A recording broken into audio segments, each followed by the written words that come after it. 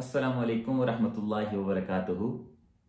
शेख सादी गुलिस्तान सादी में लिखते हैं कि मुझे एक दिन मेरे दोस्त ने हमाम में मट्टी दी। उस मट्टी में से बड़ी अच्छी खुशबू आ रही थी, तो मैंने उस मट्टी से पूछा कि तू मुश्क है या अंबर है, इतनी खूबसूरत अच्छी खुशबू तो इसे आ रही है।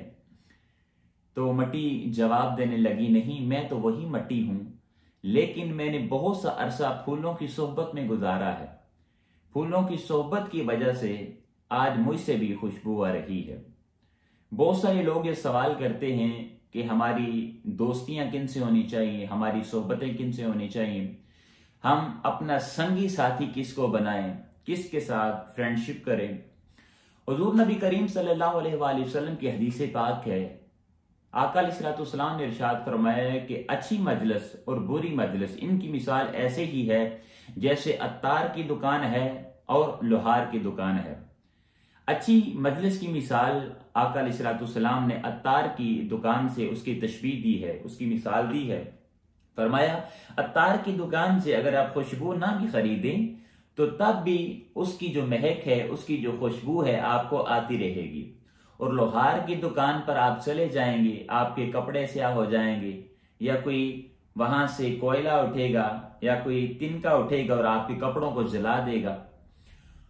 याद रखें, इंसान की जो सोबत होती है उसी पर इंसान डेवलप होता है। जिस तरह की इंसान की सोबत होगी, जिस तरह इंसान की संगत होगी, इंसान भी उसी तरह से डेवलप होता जाता है। आपने देखा होगा कि बहुत सारे बच्चे वो नेक होते हैं, मैट्रिक तक वो नेक थे, अच्छी सोहबत में थे, नमाज भी पढ़ते थे और अच्छे काम उनको सरंजाम देते थे। लेकिन जब कॉलेज में पहुंचे या यूनिवर्सिटी में पहुंचे तो उनकी दोस्तियां ऐसे लड़कों से हो गई जिनकी सोहबत अच्छी नहीं थी, जिनके काम अच्छे नहीं थे। तो फिर असर क्या पड़ा? असर ये पड़ा कि वो जो नेक बच्चा था वो भी आहिस्ता आहिस्ता उन्हीं की तरह का बन बैठा है, उन्हीं की तरह हो गया। वजह क्या थी? वजह फकत उनकी सोहबत थी कि सोहबत अच्छी नहीं थी।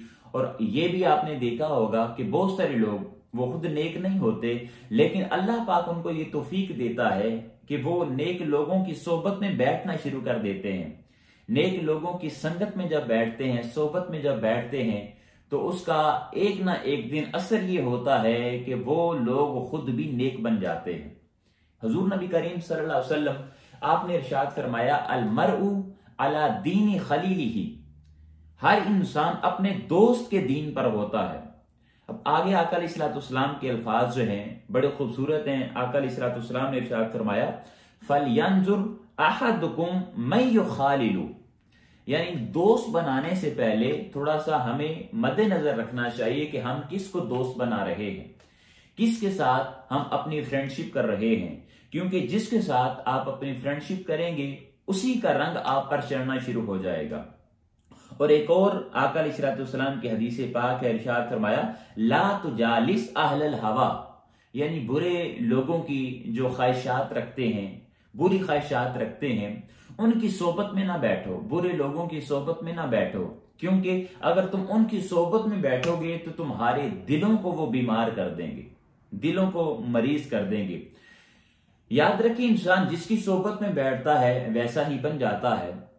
अगर आप चंद लम्हे किसी ताजर के पास बैठेंगे, आप मुख्तलिफ लेक्चर्स होते रहते हैं सोसाइटी के अंदर, वहां पर कोई बिजनेसमैन आकर आपको लेक्चर डिलीवर करेगा 1 घंटे का, आधे घंटे का, लेकिन फर्क ये पड़ेगा कि 1 घंटे से ही आपका जो माइंड है वो उसको फॉलो करना शुरू कर देगा और आप ये कोशिश करेंगे कि मैं भी कल ताजर बन जाऊं।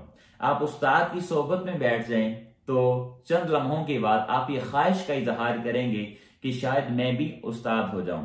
इसी तरह आप अगर किसी बदकार की सोहबत में बैठेंगे, किसी फासिक की, गुनाहगार की सोहबत में बैठेंगे, तो आपका दिल मरीज हो जाएगा और आपका दिल भी उन जैसी हरकत करने की कोशिश करना शुरू कर देगा। ये सारा किसका असर है? ये सारा सोहबत का असर है, संगत का असर है।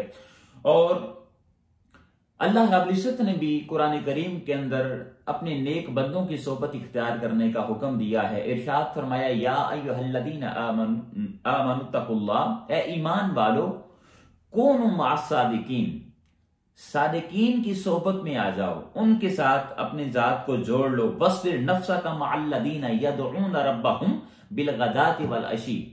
ان لوگوں کے ساتھ اپنی ذات کو جوڑ لو، اپنے نفس کو پیوستہ کر لو کہ جو صبح و شام اللہ رب العزت کا ذکر کرنے والے ہیں.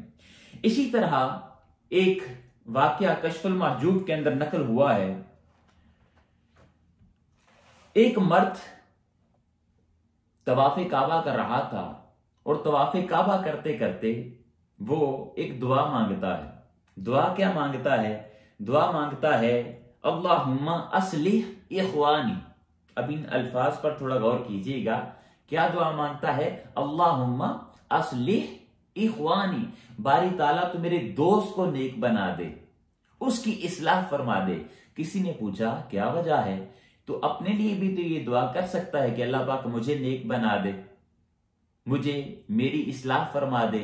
لیکن تو کہتا ہے کہ باری تعالیٰ میرے دوست کو نیک بنا، اس کو صالح بنا، اس کی اصلاح فرما دے.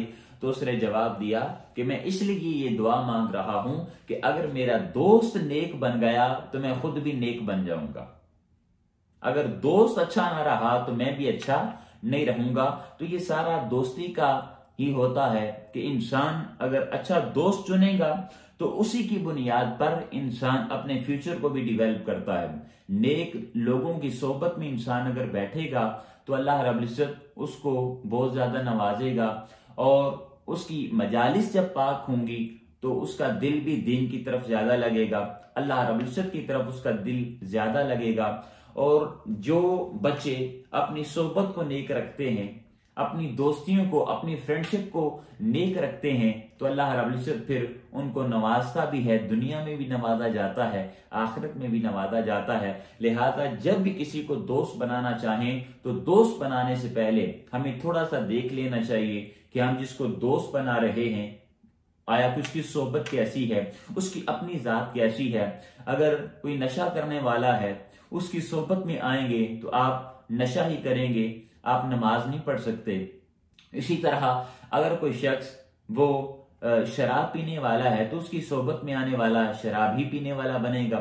ہاں، لیکن اگر کوئی نماز پڑھنے والا ہے، دین سے محبت کرنے والا ہے، اللہ رب العزت سے محبت کرنے والا ہے، حضور نبی کریم صلی اللہ علیہ وآلہ وسلم آپ سے محبت کرنے والا ہے، تو انسان ویسا ہی بن جاتا ہے. اور میاں محمد بخش رحمت اللہ علیہ کھڑی شریف کے صوفی شاعر گزرے ہیں، انہوں نے بڑا خوبصورت شعر لکھا ہے جو حدیث پاک کا ترجمہ ہی ہے. وہ لکھتے ہیں کہ چنگے بندے دی صحبت یارو جویں دکان اتاراں، سودا پاویں مول نہ لئیے ہلے آن ہزاراں. اور برے بندے دی صحبت یارو جویں دکان لوہاراں، کپڑے پاویں کنج کنج بئیے چنکاں پین ہزاراں.